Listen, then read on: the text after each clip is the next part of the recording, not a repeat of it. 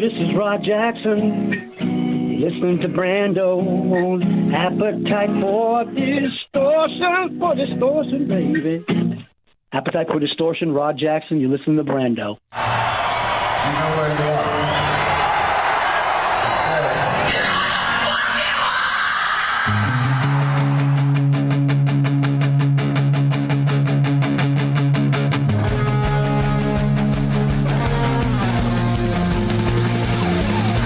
This is Appetite for Distortion.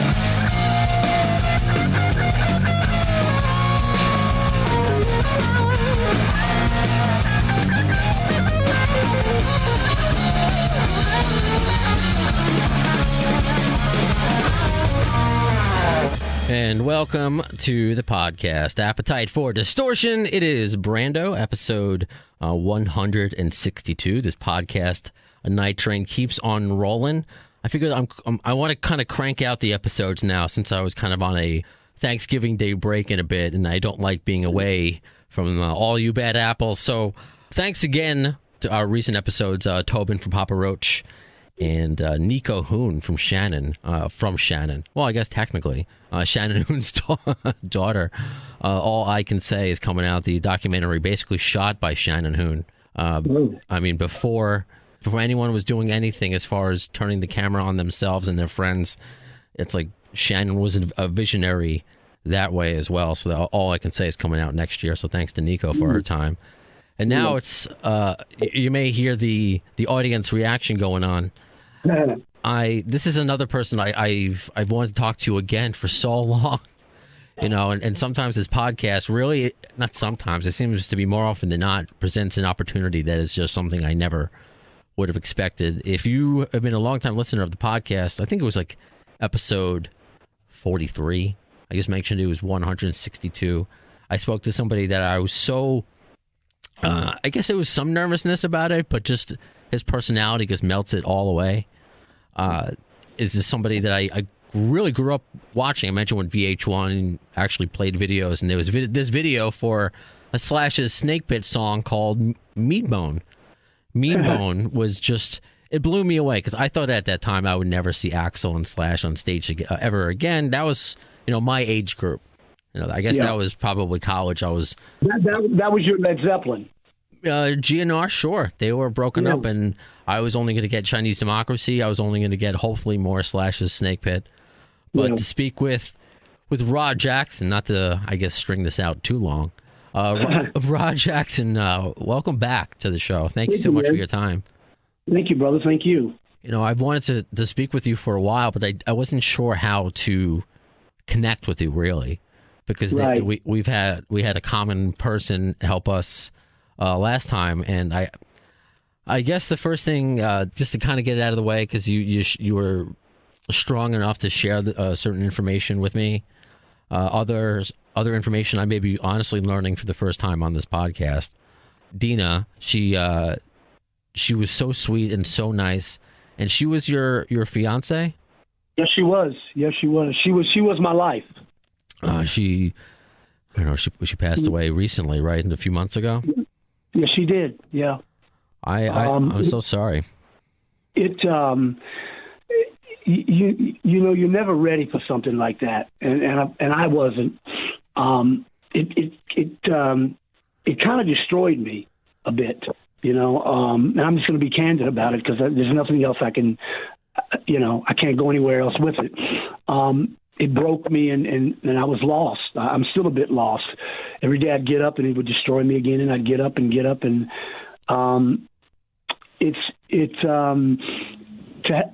to lose someone that makes up a part of you is I don't wish that on anybody.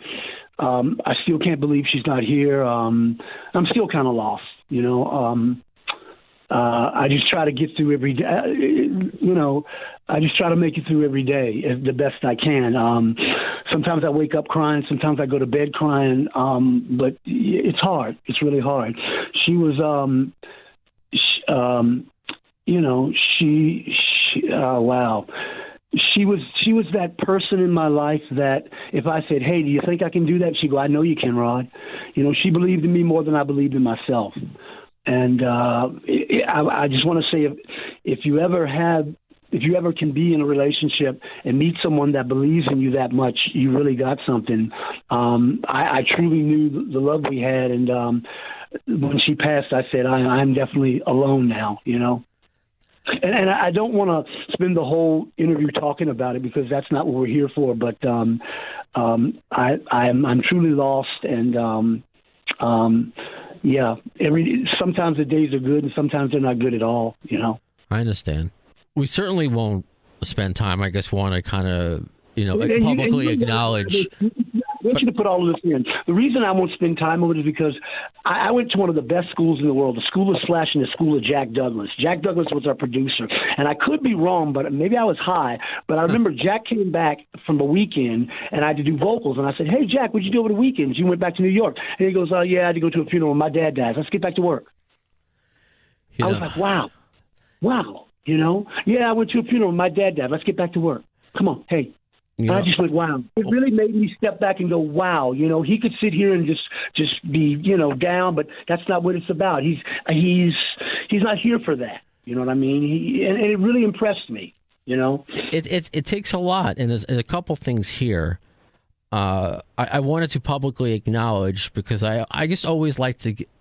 For one, I mean, of course, I offered my condolences to you, privately on the phone. I don't need to do that just on the podcast, but I wanted to acknowledge that, we only spoke on Facebook, but she was always so kind and helped me, connect with you for that interview. And, it's just, obviously, it's just a shame. And it's the only way we can all relate to losing somebody, but I understand. I'm sure so many of us can understand where it's not just losing somebody; it's losing a part of you. And me, an example, just because I've said it on the podcast, was my dad. Who is my biggest radio fan, and 5 days after he passed away is when I decided to go back on the air because I said to myself, if I don't go back on the air now, because my boss even told me to, he's like, you can take more time off. I said, if I don't come back now, I'm never coming back. I'm never coming back. I literally had to peel myself off the floor one morning and just sit in front of that the set, the whole thing that I was doing and go, press record and go, man.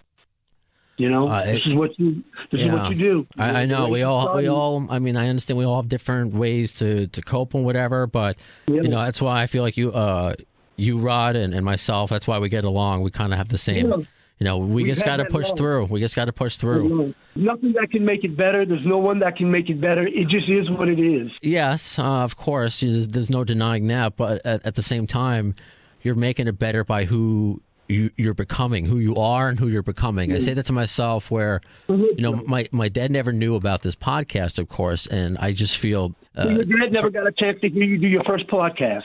Well, I mean, he's heard me on the air. Right. Yeah, I mean, because I was on some... I mean, he even listened in college, but he listened to he would keep my radio flyers up in his dental office in Poughkeepsie. And he's your biggest fan.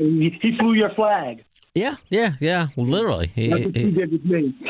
No, for sure. So, but with this podcast, he hasn't heard me interview, other than Rodjackson, Alice Cooper. I mean, he was a big Sopranos fan. I interviewed Little Steven. He would have gotten such a kick out of that. So, but it's funny when that happens, when that person in there, when the big bang happens, because you're kind of pissed off. You're upset. The only thing you can do is go, damn, I wish you were here. Damn, know. That's all you can do is go, God damn it, it really that's when it gets bad, when you see yourself moving forward without that person there. It's hard. But I mean, I've had my really bad days, and I certainly know. I don't even know, but I assume that you've had some bad days. Some of you've been public about. I climbed in the hole and literally pulled it over top of me some days. I I'm honest. Me as well. I feel like people need to be honest about it. I know now it's nice to see commercials about mental health and stuff, but so much of us go through it. But what's getting me through, in addition to some other variables in my life, but it has been doing what I love in my career, and that's doing radio, whatever. But this isn't about me. What you're doing now, and things that I've heard, the light shining through and the darkness is your music and your voice, and your new talking about new music. And I just listened to the new track literally just a few hours ago, Karma Train. It made my day. It made me smile. Because it sounds like what should have been on Ain't Life Grand. It really it sounds time capsule in the best way. It sounds like it's part of it, but obviously fresh at the same time. I told you off the air, I got a little bit of a Sammy Hagar vibe from it, which is just obviously incredible. I guess just tell us, like, how long have you been working on it? I've been working on these songs for basically, what happened to me? I'll tell you what happened, man. I went to New Orleans to work. This is kind of a funny story. I went to New Orleans to work with a guy. I come back, and a friend of mine had set up. He said, "Rod, I can't pay you all the money, but I'm gonna set you up a studio in your place." So he gets me a place to live. He sets up a studio, and the very next day, I'm ready to work. And I get a knock on the door. It's my buddy. He goes, "Rod, I'm moving. Can you help me?" So I'm thinking there's going to be 10, 20 other guys. It's only me and him. He's in a 3-story house. He's got 2 pianos. We start at 11. We finish at 9 o'clock at night. He tells me he can't pay me. I'm like, I'm going to kill this guy. I'm going to shoot this guy in his fucking head. Okay. We drive down the road, and he goes, "I want to show you something." And I didn't know this guy did this, but he repaired instruments, guitars, keyboards, everything. And he opens up his shop, and all the way across the wall were all of these guitar cases. And he goes, "Listen, pick out 5 guitars, and you can have them." First guitar I picked out was an SG. Then I got a Kelly. I got a Les Paul, a 135. The last guitar I got was a turquoise Paul Reed Smith, and I went, "I'm done." After that, he goes, "Grab a couple of keyboards and some basses," and boom, I was set. And so I went back home, and I swear to God, this is funny. I remember I recorded something really quick. This is what I actually did. I got up, opened the door. I looked to the left. I looked to the right. Closed the door, locked it. And I didn't leave the apartment for like 2 or 3 months. And that's the truth. I didn't go anywhere, and just sat there and just worked on music. And what I found out was, I love setting the stuff up as much as I love playing it. I love playing it as much as I love recording it. I love each channel and each facet of doing it. A lot of guys that are me would have went out and gotten a producer, a studio, and okay, I need a guitar. But I just said I'll just do it myself. I believed in myself enough to do it, you know what I mean? Which is a hard thing to do, because I'm not the greatest guitar. I can't even play guitar, but I really this is probably the best time I've ever had making music, doing it like this. So it doesn't even sound like DIY. It sounded so professional. So you played guitar on it. What else did you play? The drummer is a guy by the name of Pride Hutchins. Okay, that's the drummer in it. Okay, the bass player was a guy by the name of Gary Neal. The rest of it was kind of all of us together. You know how you got a couple of guys in a room. You go, "Hey man, do this part," or "Hey man, throw that down," or "Hey man," and that's kind of how that went down. I had this idea of the dan, and in fact, they just kind of like came by. And we just kind of, boom, it just happened like that, and then you take it and you dissect it down and that type of thing. So it was kind of a combination of me, Pride, Gary, and that kind of thing. I would get behind it. Pride would pick up the guitar and go, try this, right? Each person was doing like the duck, duck, goose thing, you know what I mean? I mean, I do, based upon what I know of how, rock stars make music. I've never been cool enough to make it myself. It's funny, but I know what you're talking about, yeah. I have actually been in bands where the bass player plays the bass, the guitar player plays the guitar, and the singer sings. And when the band is over, I've heard a guy tell a guy that he was in the band was, "Hey, man, I didn't even know you played guitar," which is a shame. You know what I mean? If you listen to the Beatles, sometimes he would play the guitar. It's what it called for. You know what I'm saying? I always thought that's what made it interesting. I hate it when I'm in a situation where someone just puts me in a peg and nails me in and goes, "You're just going to sing." You know what I'm saying? Well, you have that ability. And also, I mean, at first, even though at the beginning I was like, finding the groove, and I was digging it and enjoying it, and then just waiting for your voice to come in, and it's like it hasn't aged. Sometimes the voice could be tricky, but again, I'm like, yeah, that's Rod. I miss that voice. When was the last time? Obviously, you told me off the air, and you can confirm that you still have to put a couple vocals on a couple tracks. Otherwise, I've got like 2 songs that I got to put. You know what? The problem of it is, and I'll tell you something. You're always trying to make it better. It's hard to walk away. Each song is like a child. And in fact, I think I heard Eddie Van Halen say that. I think he said, they said, "What's your favorite song?" And he said, "All of the songs are like children." And you have to know, okay, I've done enough. Let me walk away, and that's hard to do. And you know what I usually do after I write a song, and to make a bar, to set the bar for me. If it's a song like, let's say, a Sly Stone song, I'll put on a Sly Stone and put my song on and see if it just kind of holds up. You know what I mean? Yeah. When was the last new music you put out? What was the last product you really put out there? The last thing that I put out, man, was wow. It's been a while, man. You know what I did, and I learned this from Slash. I just went hiding out and just honing my skills. When I got in Snakepit, I disappeared. I didn't go anywhere, do anything. We just bogged down in the studio, and I learned that from him. You keep it close to your hip. You don't let it out there too much, and when you do it, you just bang it out. It's supposed to be like a big explosion. Refresh your memory, because I guess I could have listened to the episode, but I mean it was so long ago. Refresh our memories. You were the second lead singer for Slash's Snakepit at the time. You can believe whatever might be in Slash's book, but over time we've interviewed people from Snakepit like Kerry Kelly and KK. And he just didn't know. He didn't know that they broke up. He's like, it just stopped, and then with the first one, I think it's come out a little bit because people are digging deeper, and because since GNR won't talk about it, like how Slash and Axl mended fences, but some people think that it was Snakepit, and I've seen older interviews seeing that Slash was into Snakepit, but he fully expected GNR to continue. Obviously, some miscommunication happened there, and the first record was great, 5 o'clock somewhere, but again, age group where I personally came into it. I came into it with Ain't Life Grand and Rodjackson here, and some timeless tracks on there, and I'm trying to remember. It might have been Ryan Roxy who said, and I agree with it, that it's that album is one of rock's best kept secrets. Wow, and, thank you, man. And on social media, I post questions about, just to keep it interesting, because how many times can you ask what's your favorite song or album? Right. With all the singers that Slash has worked with, who may you want to see him do new music with again? Right. And, your name came up a lot.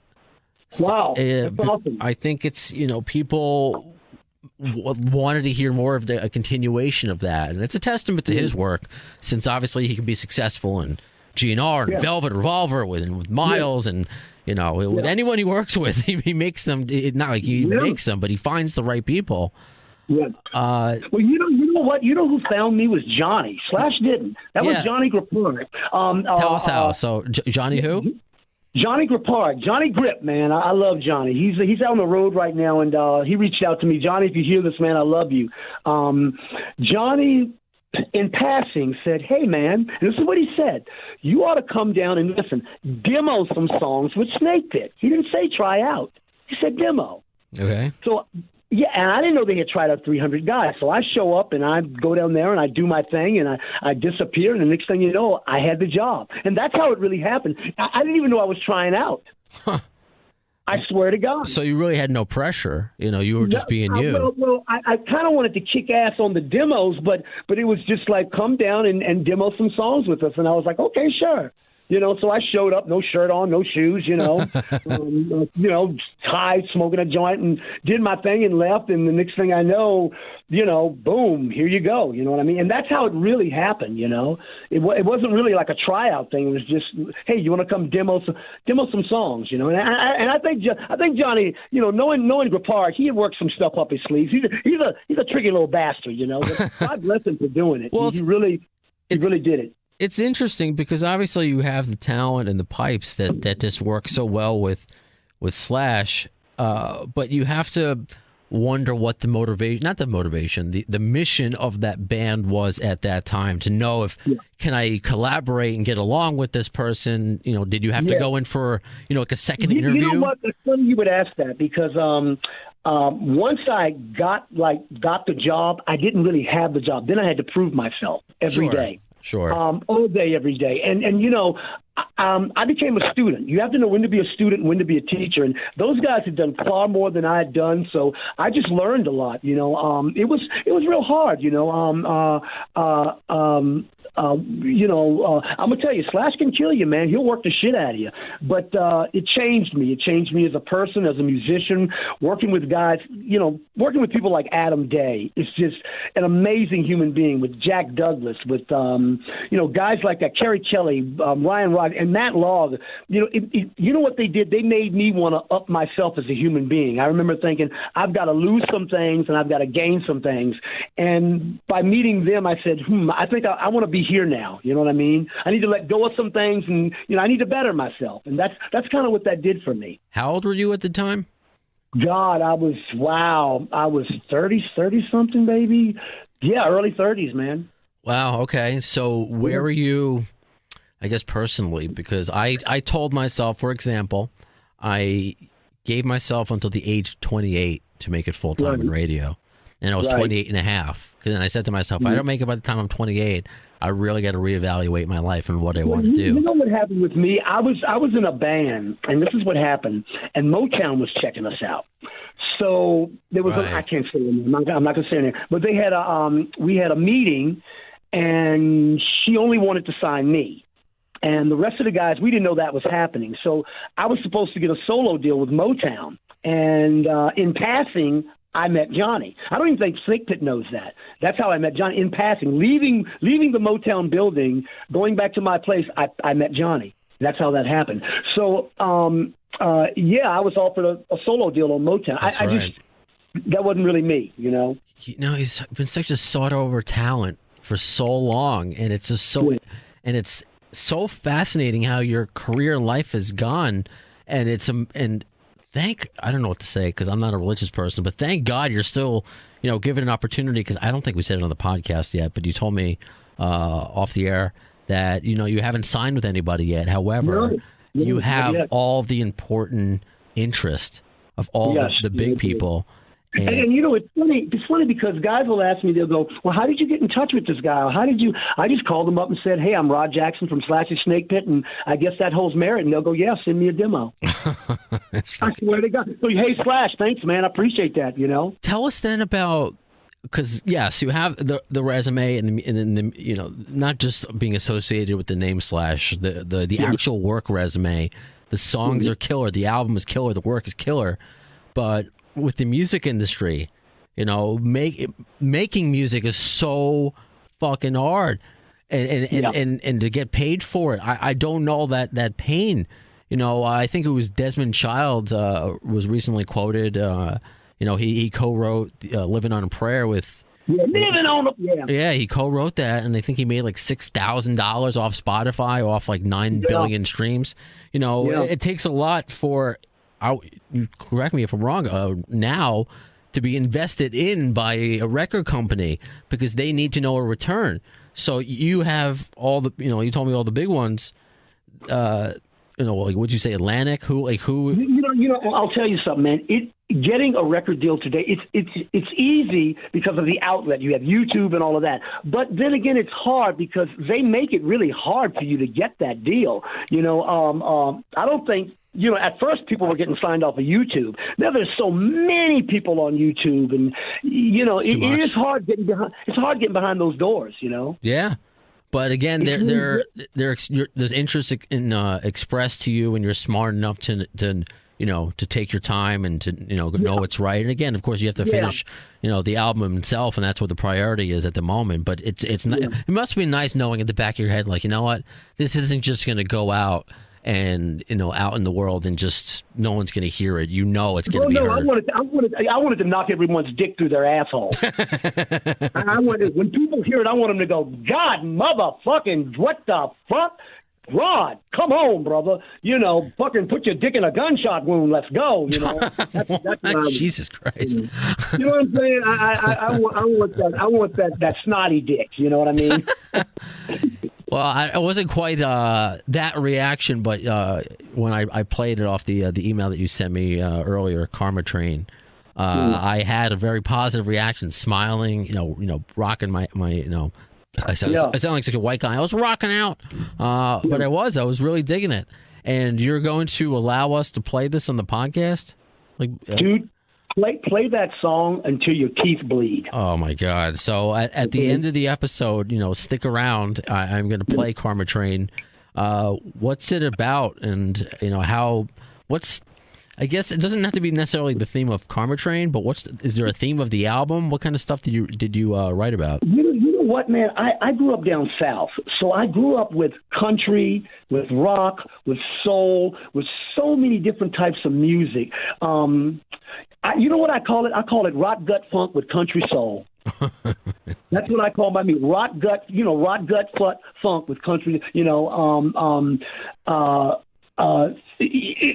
the only way I can explain it is, when you heard the Eagles, you heard stuff like Those Shoes, and then you would hear Look at Us Baby Up All Night, and then you'd hear they just wrote music, and that's all I'm doing. I'm not really going for any genre or anything. I just write what comes out of me. I would hate to be in a band that has to do just one style. I couldn't do that.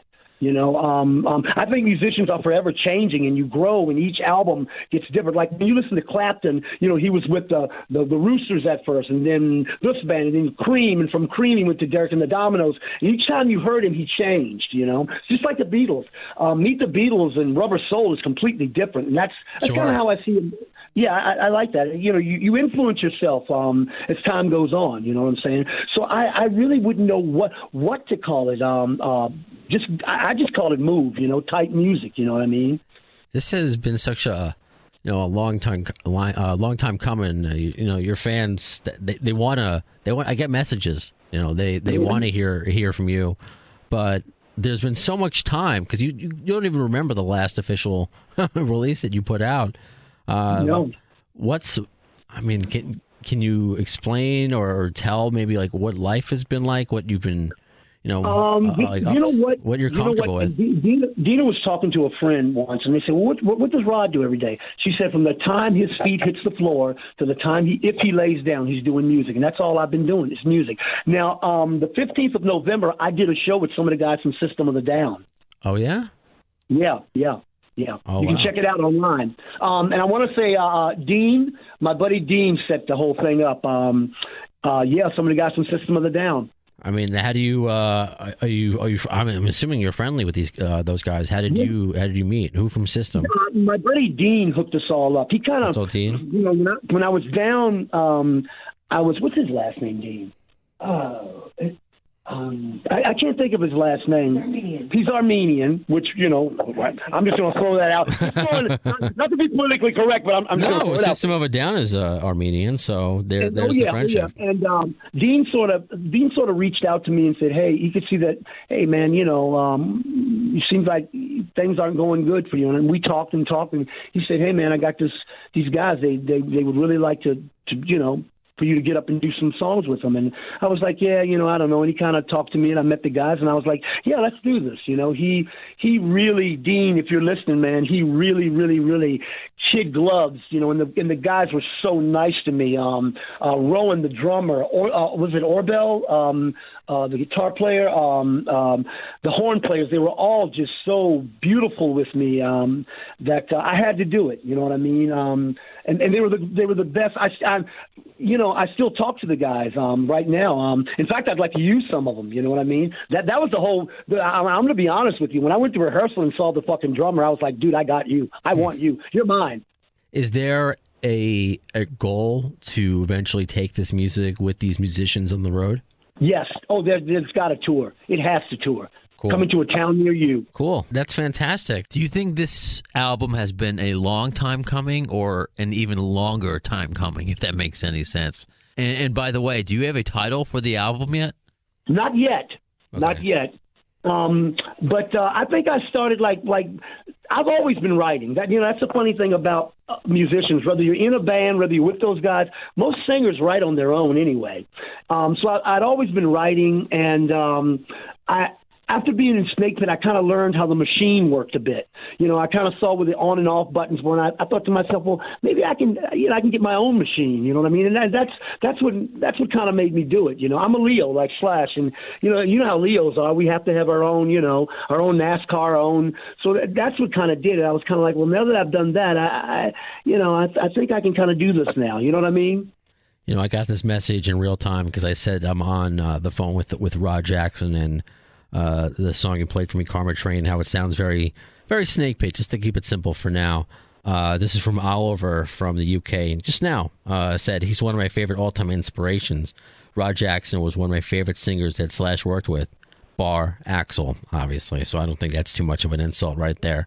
But, wow, thank you, man. But so during this whole process, I mean, I kind of know the answer, but I don't know the full story. So... again, whatever you're comfortable with sharing, and I've appreciated all the, not just all the off-the-air openness, but the on-the-air openness, because at least, like, off the air, you know who you're talking to. Here, you're just putting a story out there, and I know how scary that can be at times. That you... It can be used against you. Yes, it has been, and I try. Yeah. I do my best not to put people in that light. So, but the world is the world. So you have connected with Slash again? I have not talked to Slash in a while. Somebody asked me the other day, they said, do you know Slash? And I said, well, not now I don't, because I knew him then, but we've all changed. He's had kids. I'm sure he's a different person now. I'm a different person now. So I I know him, but I don't know him as now, because he's probably changed. I've changed. I still love him to death. And, but no, I haven't been in contact with him for a while. He's been busy, Okay. Because perhaps it's my brain playing tricks. I thought you said, like, last time we spoke, like, it was maybe like you guys had a phone conversation, but that did not happen? Yeah, yeah. You mean the last time we did the interview? Yeah, so, I mean, that might have been like a couple of years ago. Let me rephrase that. Over the years, yeah, we definitely spoke. But at the moment, yeah. In fact, I pretty much talked to all those guys as time's gone on, Okay, so it's not saying that you guys are... Thunder Buddies for life, but you have spoken with him. So it's funny you would say that, because a lot of times people think, well, these guys were in a band together, so they must always talk every day. But after that thing stops, you have your own faucet that you go into, and you sort of let that go, and you move into your own world, into another world. You don't forget about it; it's still there, but you move into another direction, and you grow. I'm not going to say from that, but you grow into another thing. Each time something stops and starts again, you grow into something different. You may not be talking to those guys, but inside you feel them. Whenever I think of Matt Log, I just smile. That little bastard. I love him to death. You never stop loving the guys. You know what I mean? And that's the beauty of being in a band. I mean, I know some guys that hate each other in bands, God knows, but you never really, you've gone through so much with that guy that, So yeah, they're still. The feeling is still there. Well, that's the feeling is important, and I'm glad that you've touched base. So it's not like there's any sort of bad blood there. No, man, no, not at all, man. I love Johnny. I love I've said this in every interview, man.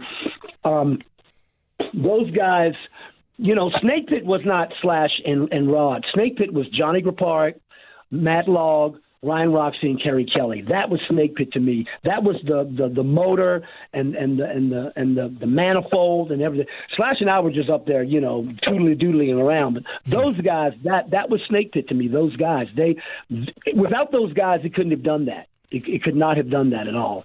I put them on a pedestal so high God gets a nosebleed.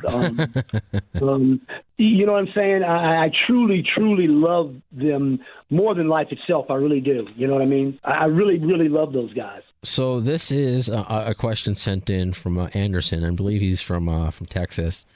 First, he says, one of the nicest guys I've ever met. I was backstage in 2001 when he came into the venue and treated me like he treated me like a long lost friend. You don't forget that. Then he said, please ask if there's any chance that the 94, 95 members participated in an 8 Live Grand. So if any chance that there could be, whether it's one-off or just any sort of reunion, since reunions are the cool thing to do now. You know what, man? I will not say anything about that. I think Matt Logg said it best in an interview. He said, well, we're different people now. It might work, it might not, but you never know. Sure. Hey, remember the Eagle said, when hell freezes over, well, hell froze over, so. Well, look at Night in his lifetime. It's still going. It's forever in a lifetime. It's the never-ending tour. You never know. Never say never. That's what I say as well. And this you don't have to respond to if you don't want. I'm assuming because you're different people. It's you're past it. But Slash wasn't very nice or reflect kindly on that period. The Snakepit. I'm assuming you've worked past all that. He was nice to me. Okay. Yeah, it's funny because everyone has their story. People wonder, well, why'd the band break up? Well, we took it as far as it could go. But it was what it was in it. It was what, again, you don't have to. It was what was in Slash's book. Are you aware of that or no? Yes, yeah. Okay, so it's just you moved past it and it was no big deal. Yeah. That's hey, sometimes some things you write are true. And some things you write are just there for the writing. Okay. You know what I'm saying? It's like, did he really have a Batman suit on? Well, I'll say he did for now. Okay. It makes good reading. Yeah, no, I understand. Are you ever going to put out your? Well, I know you're working on music, but do you ever just think about if I put my life down on pen and paper and wrote a story, nobody would believe it. That goddamn book would have a fucking cover on it, a lock, a key. That book would, oh my God, that book would be so decadent and so just nasty and just defiled and wow. You would probably have to wear a rubber to read the book. I'm pretty sure.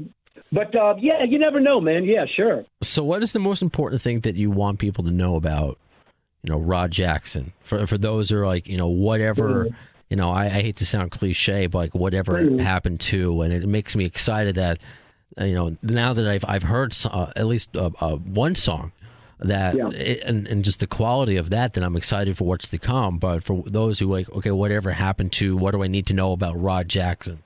What do you tell them? I'm still here, man. I'm still banging it. I'm still kicking it, and I'm about ready to throw it out. And I'm going to choke you out. It's like when your mom says, "Move home with me," and you're like, "Mom, if I moved home with you, I'd plug in the Christmas lights and choke you the fuck out. I can't do it." So yeah, I tell them I'm still here, man. I'm get ready. So is there any sort of tentative plan of how you want this to work out, or just whenever the vocals are finished, or can you say, what can we expect from 2020? I guess is a better way of phrasing it. I would like to get out on the road, because most of the time you tour in the summertime. I'd like for the album to come out next year, and you know what? I'm gonna back that up. I'm not going to say I'd like for the album. The album is going to come out next year. God damn it. And, it'll be out next year. And just wait for it, man. Oh, I love it. I appreciate when you shared, the personal stuff that has gone on with me. And I don't even know all of it because, in reality, how I look at it, even like in real life, it's not all my business. So I appreciate not just you, but whatever part of the life of the people I interview shares with me. I couldn't lie about any of this if I wanted to, because if I did, when the interview would cut off, I wouldn't feel okay with myself. I guess that's just the Indian in me. But for me to sit up, I can't do that. I have to just be as forward as I can about it. It's not even being forward. It's just about being honest. You can easily just omit things and things. Yeah. But that's why it comes out in your voice. It's just like, that's such an honest sounding voice where everything today sounds so polished. I don't know if you have an opinion on, I can never understand or get into, I should say, music like Post Malone, really, I'm sure he's a really nice guy, but if someone sings with auto-tune, I just can't get into auto-tune. That whole auto-tune thing, man, I don't get it. I really, and I know that, and I'll say this, I know that we have to move forward with equipment, and music moves forward, and the internet, and we got the computer, but auto-tune is like not good, man. It's just hey, honey, can you sing? Well, next.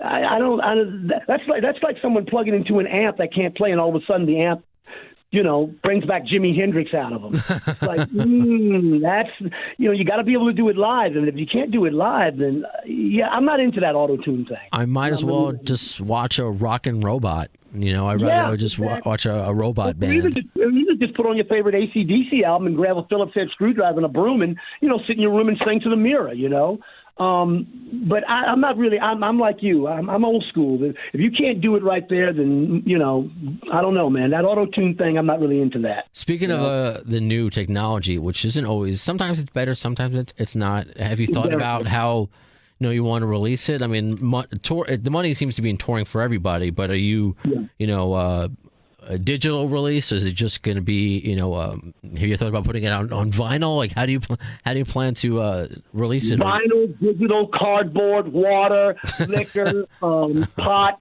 Any way it can be put out, man. I want it out there. And I tell you what I used to love about the vinyl. When I was a kid, I'd go out and I'd buy a Led Zeppelin album. I'd go home to take a dump. When I closed that door and locked that door, I would be in the bathroom for like 5 hours. Not only would I read the names of the guys, but I'd read who did the artwork, who engineered it, who did the inner sleeve, who did all. And I think we need that back. I like a lot of pictures, stuff for people to look at, Okay. I know. I totally agree. And again, in today's day and age, there's so many different ways to release it, which I guess, lends itself to creativity. But sometimes it's not all, I guess, fiscally responsible. I don't know. I don't even know what the hell I'm talking about. But I just can't. I'm so excited for you. And I'm so excited for you and happy for you. And, Can I tell you something, man? Sure, some of my days have been really down and bad. But situations and moments like this picks me up.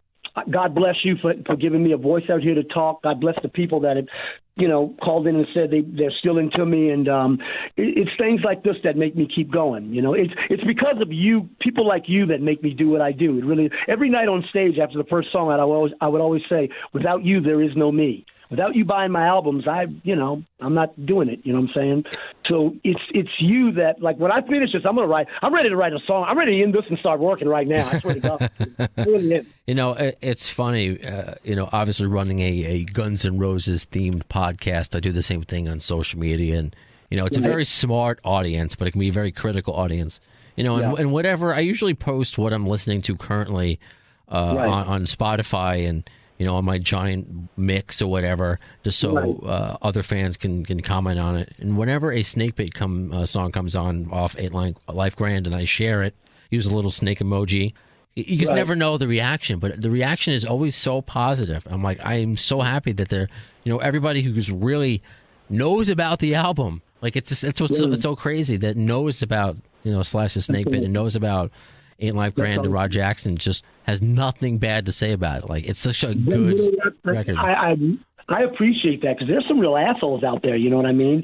But the one thing, like the guy said, Andrews, that I met him when I got in that band. I was still a fan. I'm always a fan, and the appreciation of the people, man. Even today when someone goes, "Can I have your autograph?" I go, "What? Who? Me? What? I mean, are you talking to the custodian over there? Oh, me? Oh, okay. I still haven't slipped into that. Get the hell away from me, kid. I couldn't do that. You know what I mean? The appreciation is, I'm humbled and grateful for it. This just came in also in real time. This is from Sir Kev from Ireland. Tweeted, "What a singer, Brando, man. Love the guy. Wish him well. Wish him well for me, sir. Please, sir." Oh, everything's in Ireland. I love Ireland. Yeah. A little bit of Phil Lynott, What was the favorite? Do you remember a favorite or a Snakepit show that snuck out, that stands out to you all these years later? Whether it be something that happened during the show, or perhaps maybe there was like a local pizza place that was really amazing. what all these years later is like the Snakepit show that really, you recall the most, remember the most? Wow. Let me think, man. Wow. They were all such, once I got up there, I got lost in it. I would have to say Madison Square Garden, playing that. I remember after the first song played, my world stopped, and then it banged right back in, and it was like, wow. You know what I mean? I'm here because I remember Slash said, if you can kick it, if you can make it here, you'll make it any. It's up to you, New York. And Jack Douglas was there and everybody. That one and the very first arena we played, because I never played an arena. That was like, oh, my God. People were thinking, were you nervous? Were you this? I'll never forget telling the guy, stay the hell out of my way. I'm ready. I wanted it so bad. And so, yeah, I would say Madison Square Garden was one of the best. And the Buffalo Show, that's on the YouTube. I love that. Yeah, I'm so glad that's on YouTube because I'm so glad to be able to enjoy that because, 94, 95, I was, I think, fresh off my bar mitzvah. So I was just too young to go out to Well, you're Jewish, huh? Yeah. You couldn't tell? Man. Good. Awesome. That's awesome. Black people and Jews have been getting together for years. I know. See, you're not laughing at that, are you? No. Sammy Davis Jr. perfected it. Yeah. I know this. You didn't laugh one bit when I said that. No, because I believe it. Yes, it's true. That's why I was like, yes, that is correct. I'm just nodding. I know this just over the phone, but yes, no, I'm nodding. It's hilarious. A lot of times when I'm sitting with a guy and he goes, he tells me his name. Well, my name's Bob Goldstein. I look at him and go, oh, you're Jewish. Oh, we're in the same boat then. They tried to fill you guys up. They tried to get. It's the same. I understand your pain. Oh boy, do we? You know what I mean? So now now we have a bond. I mean, I thought I liked you before, but now I really like you because you're Jewish. Nice. Shalom. So you're not boxing. I'll give you a kick in your tuchus. Very nice.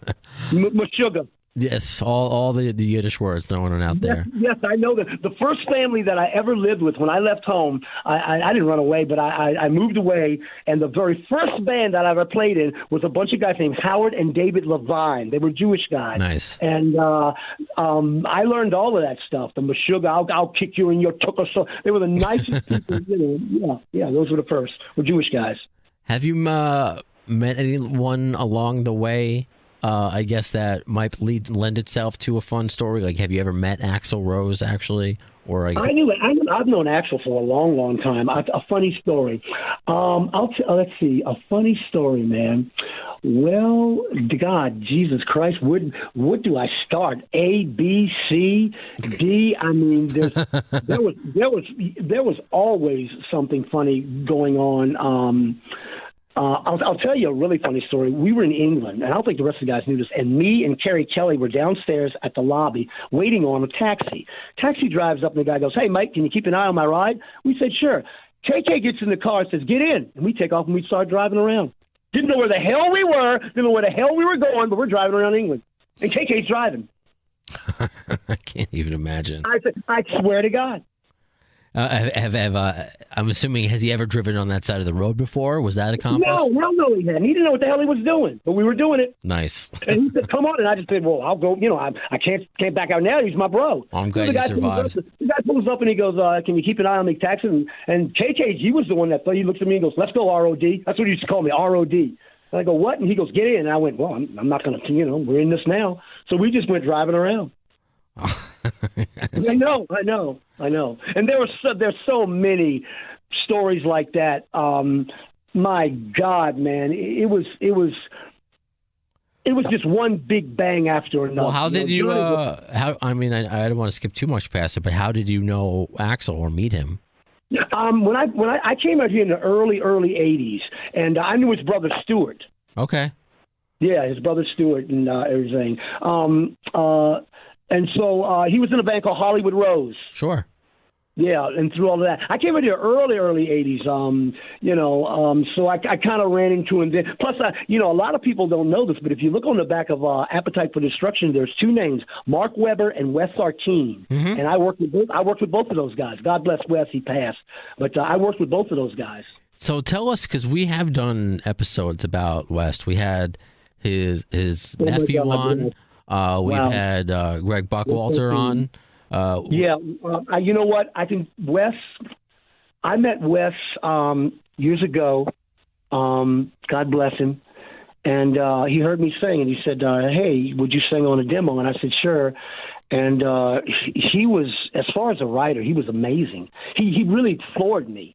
You know, he had that song called Dirty Soul, you know, walk on by, you know you are a liar, you really look dirty, so, you know, I know your name is Judy, and you really had to, from my way back home, walk on by. Oh my God, Wes was hitting those Beatles chords when nobody else was hitting them, man. Huh. And I gotta say, when you hear they say I'm crazy, ba-na-na-na, I remember looking at that Slash and just thinking, you know, Wes Arkeen, and he kind of smiled, you know, because we both kind of would talk about Wes every now and then, you know, because him and I both, yeah. But Wes was amazing. I'm sad that he left us.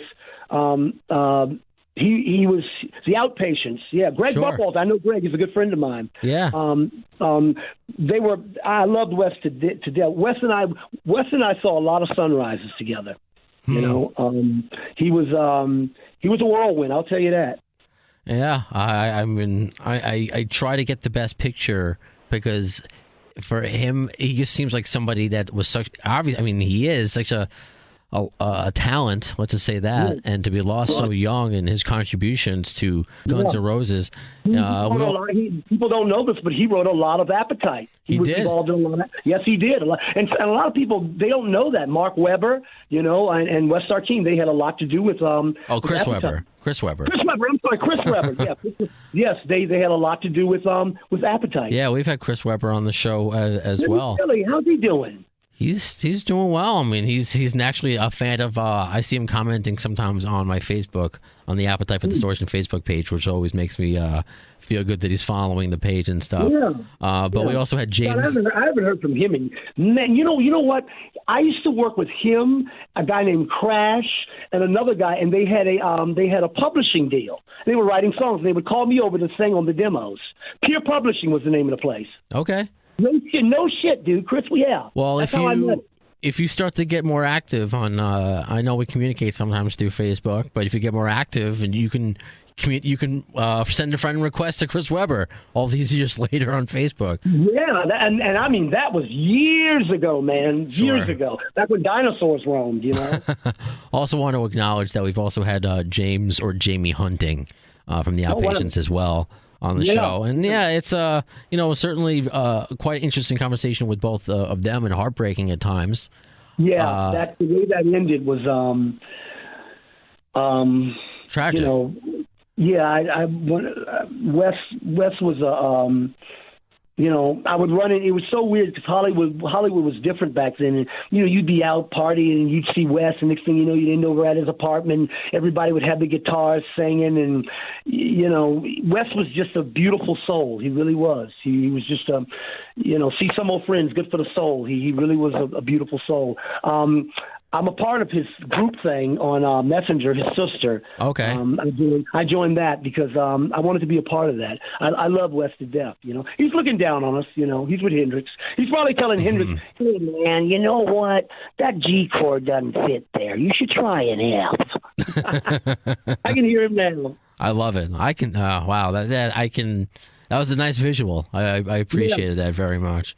Rod, this is, I mean, again, you know what? Come on again. You got to let us know when the album is obviously done, and you know, maybe we can debut another song on there. Yes, sir. You'll be the first to know, brother. Oh, I love it. And so again, after the episode, we're gonna play Karma Train, which you want to stick around for. It fucking rips. It's so good. Yeah. You know, so I can't wait. And Rod, you know, I can't thank you enough for not just being on the podcast, but what I consider, you know, you being a friend.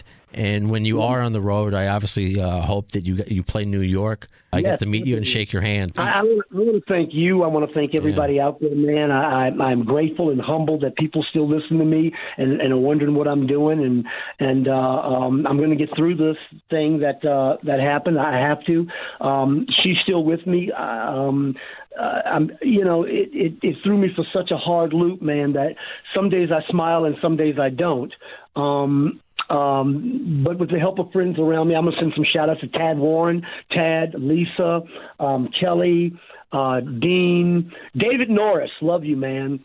Just the Brooks, Kevin, just a bunch of people kind of stood by. Robert Martin, Bobby Martin. A lot of people kind of showed up and held my hand when I was sinking. You know what I'm saying?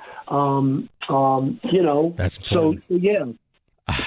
Again, I don't want to, I appreciate what you've shared, and I don't want to dive too deep into it, but it's beautiful. It's appropriate on her Facebook page, Dina Michelle Bird, that it just says "Ain't Life Grand" in her Facebook bio. So I'm sure she's watching over. She's proud of you. I'm glad that she's helped you during your, some dark times. And you just got to finish the job, man. And you know that. And you know what? It's people like you that make me pull my bootstraps up and dust my balls off and go, okay, I got to plug my dick in. Here we go. Boom, there we go. Okay. And doing interviews like this make me also want to plug my dick in. So I appreciate that. Thank you so much, Rod. The symbol is dick in a box. Yes. I love dick in a box. Maybe I'll have that as a soundbite. Rod Jackson saying, I love dick in a box. Oh, I love it. So, Karma Train coming up. Thanks so much, Rod. Hey, brother. Man, Rod really just makes you feel that you're his world right there. He's just somebody that makes you feel good about yourself. And that's so important. It's not just what his talent, his voice is just so special. For me, I'm the only one of my friends that knows Mean Bone or any of that. So obviously meeting so many of you out there and seeing those comments that I did read to Rod, but just seeing those comments whenever I post a Snakepit question or song, and seeing so many positive comments about Rod Jackson. Thanks to all of you, obviously, for commenting on Facebook.com/The AFD Show or on Twitter at The AFD Show. That does it for this edition of Appetite for Distortion. What's on the way? Well, again, the best way to find out is on social media. In the meantime, please follow and subscribe and tell a friend that we are on the iHeartRadio app. You can find us on alternativenation.net, Spreaker, Stitcher, Google Play, Apple Podcasts, Spotify, wherever you get your podcasts. You can find Appetite for Distortion. And I really think that we do special things here that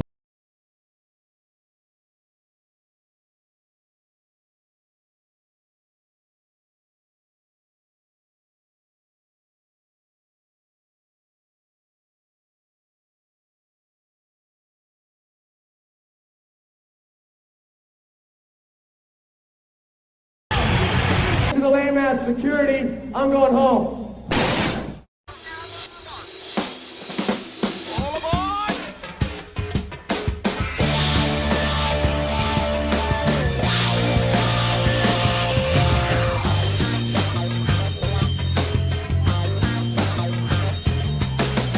Is it the way that you told me? Is it the things you heard? Or did you finally first? What a crazy world. All the love I bring is just a permanent seed you need. It's because you just want everything heavy on. Come on. Heavy now. Yeah. Is it the move and jerking? Is it the way that I shake? Is it the medicine healing me, or just the politics that made it fake? What a crazy world. All the love I bring, it's not the more that you steal, it's free. It's because you just take every damn thing now. Love lies, love bleeds, love rapes me. Yeah. Listen, baby. Love it cries, love it creeps, and it takes me on your Karma train. Karma train. Take it up, yo.